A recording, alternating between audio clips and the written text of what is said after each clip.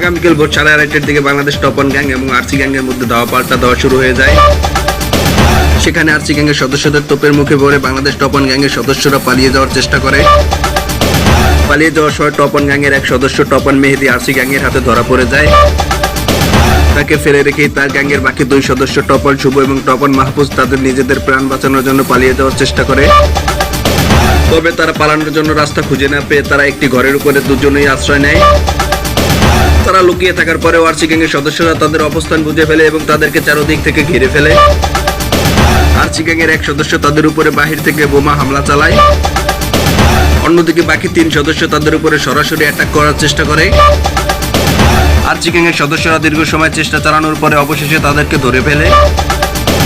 ধরতে পেরেই তাদের উপরে নৃশংস অত্যাচার চালায় এবং তাদেরকে চাঁদের দেশে পাঠিয়ে দেয়। তাদের এই নৃশংস হত্যার কারণে বাংলাদেশ টপ ওয়ান গ্যাংয়ের ভক্তরা ক্ষোভ প্রকাশ করে বলেন যে আরসি হলো একটা অবৈধ গ্যাং, তাদেরকে ব্যান করে দেওয়ার পরেও তারা কেন আবারও খেলার সুযোগ পেল।